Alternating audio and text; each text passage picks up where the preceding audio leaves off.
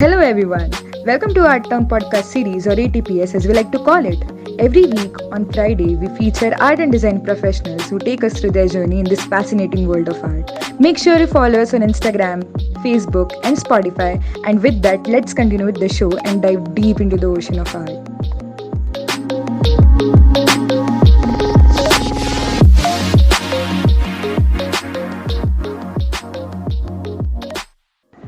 Art gives us this sense of darkness, but with a surge of hope, says Ethan Avila, who is our guest for today's show. Ethan was born in Mexico and studied an animation and digital art degree there itself. He traveled to Spain for 6 months for a specialization in fine arts in Madrid, Spain. He is currently finishing his master's degree at ITMO University in St. Petersburg, Russia. He loves robots and Greek mythology. So let us start our candid conversation about art and technology.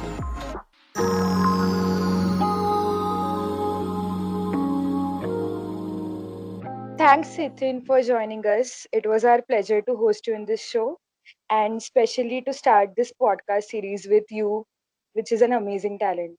So, before we jump into the depths of your artwork and imagination, firstly, I would like to know, how are you and how the COVID-19 situation is treating you right Well, I'm fine. Thank you. Well, it's been hard, mostly because I am not in my country. I now. am from Mexico, so right now I am in Russia. I hope you and your family are safe and well. And has this pandemic situation given you any inspiration for art? Yeah, there's this weird situation in my mind that, well, when the pandemic started, I just started to see a lot of artworks related to the pandemic and, well, about masks and isolation and self-distance and everything. And ironically, it didn't give me an inspiration to do something related to that. It made me want to do something different because, well, in my opinion, when something bad happens in the world, usually what people try to do is to not think of those things or try to focus on the good part of life. Hmm. So sometimes some artists, I think, have their duty to make people look at other parts. That was really nice to hear. That was a very different take on this situation. What made you inclined towards the art field? Like, could you run us through your professional journey as an artist? Well, since I was small, I always loved to draw. And I got older and I just started to be very interested in a lot of stuff. So I was interested in music, in cinema, in painting, in animals, in philosophy, and well, there was a point where I wanted to grow up and become everything. I sort of found that in art. So the ability to be able to like a lot of things, you can just show it in art. So if you like literature, then you can just show your influence of your favorite books in what you paint. Or if you're doing a short film, then that influences you and also all the other movies you have. So I guess my journey has been little by little since I was a little boy, and also I always had a big influence in a lot of things, books and movies and artworks. My old dad always took me to museums, and so since I was very small, I always had this inclination towards art. Right. Sounds like you had a really good childhood. Really Well, interesting. yeah, it was good, but also it was kind of hard. Being an artist and traveling across various places must be an adventure in itself. So, is there any is a specific lesson that you learned during this journey over places, different places? Well, yeah, I think that it's important to travel because nowadays digital environments are all in the internet, and so if you want to go to the Hermitage Museum, then you can just go to the website and they have an online tour, and well, people are like, well, why should I go there if I can just see all the paintings online? But in my opinion, maybe it's not everybody's opinion, but in my opinion, seeing a painting face to face, or being able to experience the museum, but also the city where the museum is, the culture, the language, just gives you so much things, and inspires you so much. Traveling gives you those moments of awe when you visit something, when you visit inside a big church or a big palace or even some small sculptures. I think traveling is very important. We know that the art field is so vast. So, and you have gotten a degree in animation, right? So, Hmm. what made you choose to learn animation to be specific? Well, I think it comes to the idea that I wanted to do a lot of things, and like I wanted to draw, but I also wanted to be a cinema director. And when I saw animation and digital art degree, I realized that I could do both at the same time, and also I could do music for the animation. Uh, So I started to play with it a little bit, and then I realized that uh, animation is so magical because you can do whatever you want, whatever you can imagine, you can just do it, and that's something that it's very hard if you're working with real people. So if you are thinking about, I don't know, a little man walks towards the sea, and then from the sea flies a huge pink horse, and then the horse turns into a camel. And then of course if uh, you think about it in real life, it's like, ah, it's never gonna happen. But in yeah, animation you can make it happen. yeah. So true, So so true. yeah, and so for me it was so fun. It made me feel powerful, and it made me feel some sort like a god because I could control the light. I can control if it's dark or light. I could just control everything, and I just loved it. Wow, that was really amazing. Like that gave me a very different perspective of the whole animation field.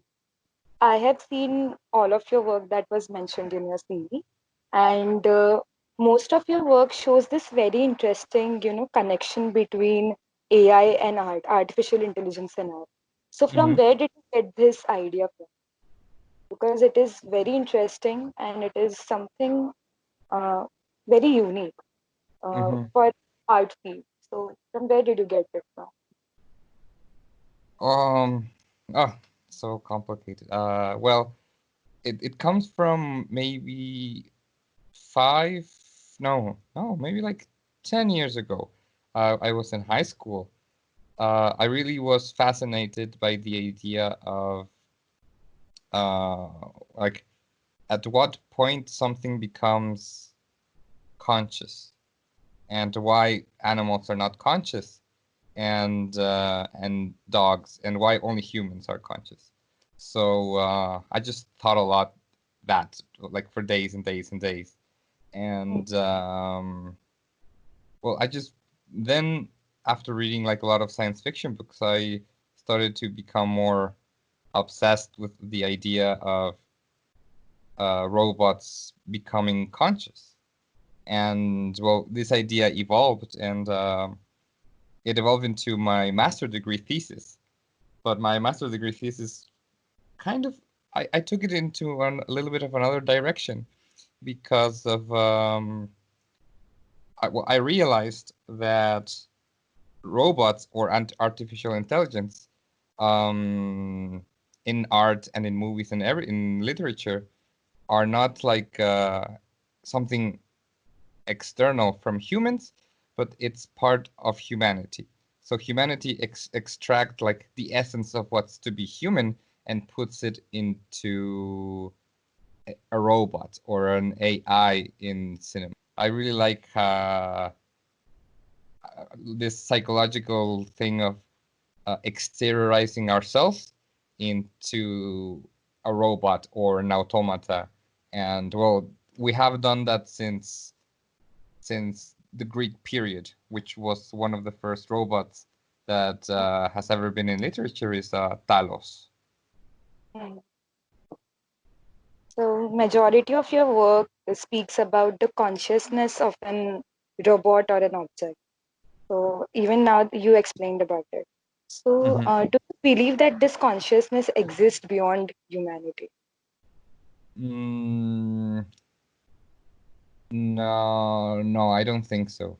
Consciousness is merely human, and maybe robots or artificial intelligence, if they get very advanced, they can have maybe half of the ability of consciousness that we have. But I think it's very, very complicated because consciousness is probably the biggest mystery in the 21st century. When I went through your work, I saw this movie, The Day God Committed Suicide. So Oh. I must say it was amazing, and it was one of your best work. Like each of your work was really good, but I especially liked that movie. And I was wondering what gave you the inspiration behind the script of that book. Can you tell me why did you like it? I would be very interested to hear. Because first of all, I haven't seen any movie that showed a conversation between a robot and God. And one more thing that that made me wonder was uh, why was God shown in the way you showed in that movie? Because everywhere in this world, people think God as this very idealistic, you know, uh, thing, or um, I don't know, but it is presumed to be this idealistic thing. So the way you showed it was a very different perspective of God. It showed this, this insecure and this selfish nature of God. Hmm. Why did you show God as this, a spherical kind of a thing, black spherical kind of a thing, which was kind of, you know, looking like a small universe in itself. To me as a small universe in itself. So I was like wondering what made Ethan, think he he should show God as this spherical black sphere. So even that was something that I was wondering. Yeah, it's very, very interesting because well, when I graduated from my bachelor, my final project was going to be a 3D model. And it was going to be just that robot in that film. Like that was going to be my project. And then they told me that they were going to have an exhibition with all our projects. And I really felt ashamed because I was like, what? There's going to be an exhibition and I'm just going to show a model? And so I I didn't sleep and I tried to think of ways of trying to do a small animation in 2 days, as fast as possible, but as interesting and as good as possible. And I had a robot. So Wait, what are you telling me that you made that movie in 2 days? yes, My God, my yes. God. So It I is didn't too good sleep. to be a 2 days work. I must say that. Well, it was planned to be simple but complicated at the same time because I was like, okay, I have a robot. What can a robot do that's could be interesting? Well, he can talk to somebody. We can have a conversation, and it's less action, so it's less animation. It's like, okay, but I don't have another model. Like, okay, I won't do another model because I don't have time. What if he speaks to God? Because God is like nothing and something at the same time. I mean, like, Yeah. okay, that's there. We can start from there, and then I was like, God needs to be like this reflection of the world, but not light reflection, dark reflection. So the little sphere actually isn't black, but it's like chrome. So it reflects everything. And well, because they were in space, it reflects the entire space. And well, if God was good and idealistic and everything, then it wouldn't be very interesting. So, well, I really love Carl Jung ideas. and he has this concept of archetypes. God was more like maybe dark or angry, and in the New Testament he was more like chill and relaxed. So I wanted to make him angry and to somehow talk with this most advanced artificial intelligence. And I just downloaded Venus from one site that had 3D models from statues, and just asked two guys to do the voices for me. And they said, yeah, of course, which was very weird because I don't think you get like an email each day saying, hey, I'm doing this short film about artificial intelligence talking to God. You want to be the voice of God? And, But if I were they said, I yeah. would be really interested in doing that. Yeah. And they said, yeah. And I said, oh, but there's a problem. You need to do it like tomorrow or today. And they're like, Yeah. yeah, no problem. I'll just get home and I'll record it. And we just like worked together. And I finished it maybe 1 hour before the presentation. It got presented, and then my my career director didn't like the short film at all. And sometimes the efforts can't be, validated by a price because we know.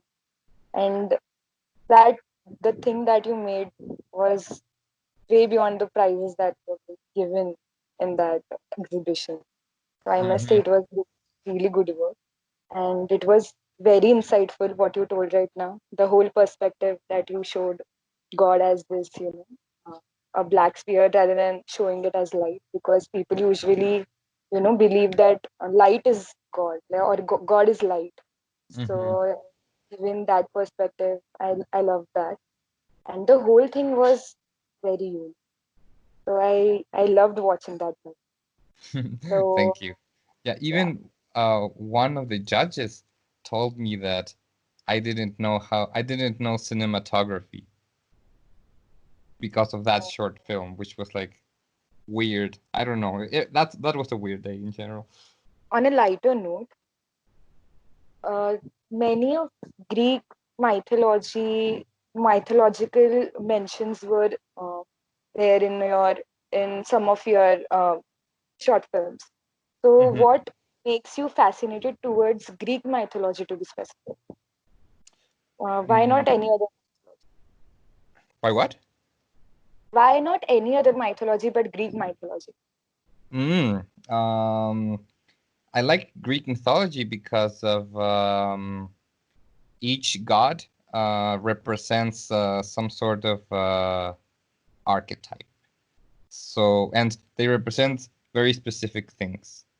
And it's just very beautiful. The perfect balance between beauty, tragedy, insightful, and in like magic, I guess. And I really like their tales about love, like that love falls in love with the psyche instead of beauty, which is Aphrodite. So that's really like outstanding for me. Like, yeah, because when you really love somebody, like in real life, you don't love their beauty externally. You love like their mind and what they are the most. So it makes sense that in the Greek myth, Psyche falls in love with love, and love falls in love with Psyche. And I really like how they portray a lot of things like that, like immortality and even robots, and how statues come to life, to love, and everything. It's just very fascinating to me. And besides, their their statues are super cool, and it's some sort of the base of Western culture with like philosophical, and so it's very, very interesting for me. The way you describe the Greek mythology right now makes me want to read about it more and more. So I am going to totally do that now. So, again, one more thing that Mm-hmm. we all know that the future is going to be all about technology, and this Mm-hmm. COVID situation has given a pretty huge insight towards. So, Mm-hmm. like that way, even art will have to grow hand in hand with technology in the future. So, how do you think, like, according to you, how art and technology is going to grow parallelly in future? Um, well, historically is very interesting because like art and technology before was the same thing, which was like alchemy. Like alchemy was some sort way of art, but trying to explain the universe. And Mhm. then little by little, science came, and art and science became antagonists. So art is like, no, art is this pure thing, and science is like, no, science is this pure thing. But in my perspective, in reality, in the world, there's this thing that never changes, which is like truth, like the truth of being and the truth of the world. And so I think right now we are starting to see how both art and technology start to come together again. So we start to see a lot of artworks with that involve technology. And like for example, Isaac Asimov made a lot of literature works about robots and everything.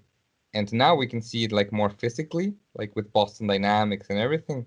Just little by little, art and technology is becoming again trying to touch each other to be one.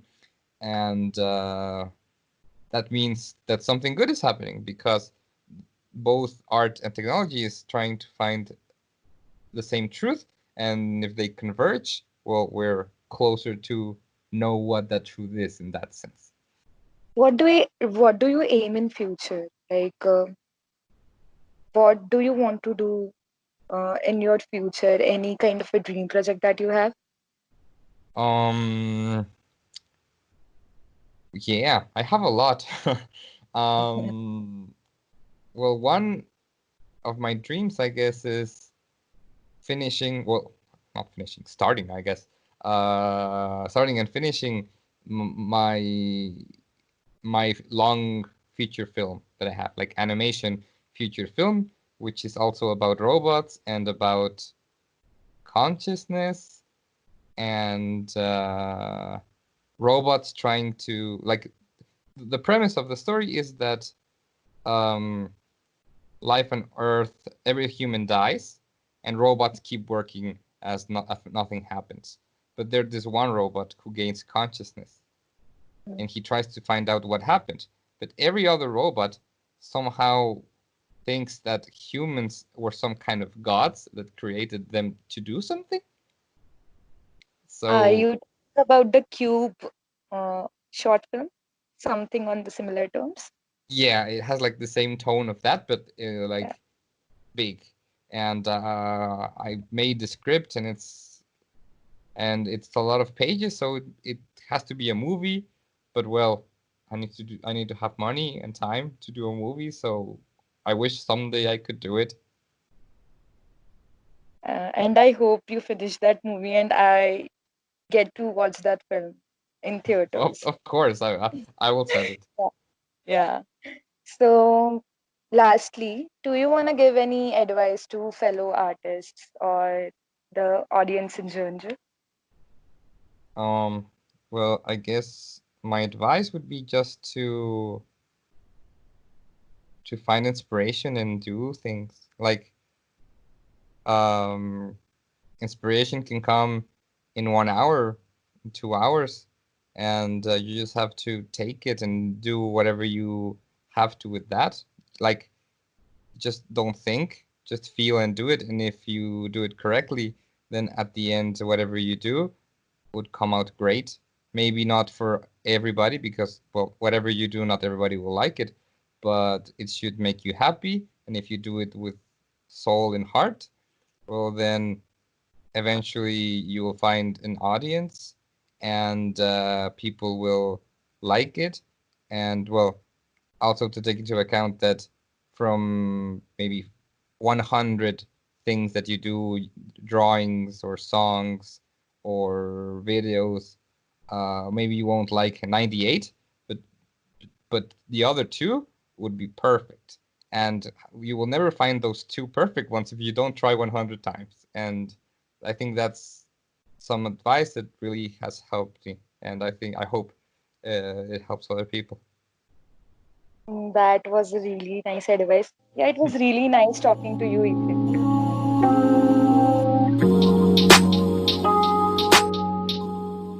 Hope you liked our show. You can give your valuable feedback and suggestion of speakers you would like us to host next by writing us on www.arttown.store. Stay tuned to our channel as we are going to come up with brand new episodes every week on Friday. Don't forget to follow us on Instagram, Facebook, and Spotify. See you soon.